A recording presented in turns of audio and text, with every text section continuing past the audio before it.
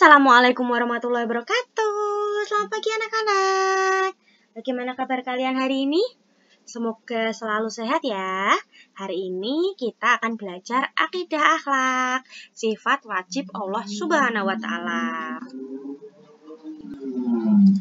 Yang pertama yaitu sifat wujud ya. Sifat wujud artinya ada. Maksudnya Allah Subhanahu wa Ta'ala pasti adanya. Salah satu bukti bahwa Allah Subhanahu wa Ta'ala wajib bersifat wujud adalah adanya alam ini. Alam ini ada karena dicipta. Setiap ciptaan pasti ada penciptanya, yaitu Allah Subhanahu wa Ta'ala ya. Yang kedua yaitu sifat qidam. Nah, sifat qidam artinya dahulu. Maksudnya Allah itu ada dahulu sebelum adanya segala sesuatu. Dan Allah Subhanahu wa Ta'ala dahulu adanya tanpa ada sesuatu yang mendahuluinya, ya. Paling awal, ya. Lalu yang ketiga, sifat baqo.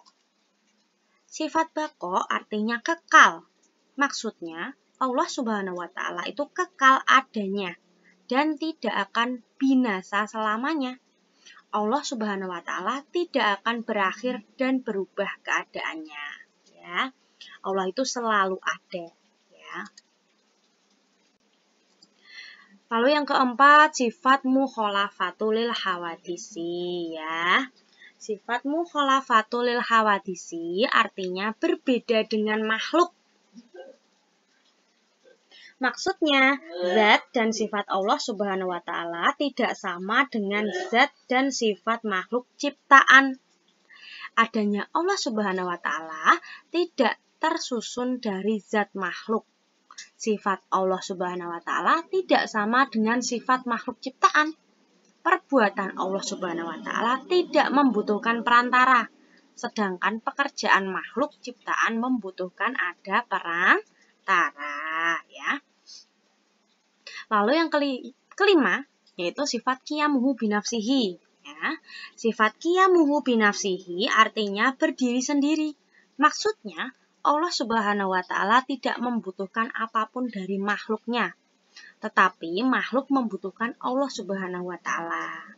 Hanya kepadanya tempat memohon dan meminta ya. Lalu yang keenam yaitu sifat wahdaniyah. Wahdaniyah artinya Maha Esa ya. Maksudnya Allah Subhanahu wa Ta'ala tunggal zat, sifat dan af'al atau perbuatannya. Tidak butuh sekutu, pembantu dan tidak memiliki tandingannya ya. Bukti Maha Esa Allah Subhanahu wa Ta'ala adalah apabila Allah Subhanahu wa Ta'ala tidak esa, maka memiliki bilangan. Dan apabila Allah Subhanahu wa Ta'ala terbilang, pasti tidak akan ada makhluk ciptaan. Karena antara kedua Tuhan saling cekcok dalam menentukan bentuk makhluk yang akan diciptakan. Nah, sekarang sifat kudrat ya. Kudrat artinya berkuasa. Maksudnya Allah Maha berkuasa atas seluruh makhluk ciptaannya, yang tampak maupun yang tidak tampak. Tidak ada yang dapat melemahkannya. Yang kedelapan yaitu sifat irodat. Sifat irodat artinya berkehendak. Maksudnya Allah Subhanahu wa Ta'ala Maha berkehendak terhadap segala hal yang terjadi di langit maupun di bumi. Apabila Allah Subhanahu wa Ta'ala sudah berkehendak, maka akan terjadi. Dan Allah Subhanahu wa Ta'ala tidak berkehendak, maka tidak akan terjadi. Nah, yang kesembilan yaitu sifat ilmu. Sifat ilmu artinya mengetahui. Maksudnya Allah Maha mengetahui seluruh makhluk ciptaannya yang tampak dan tidak tampak.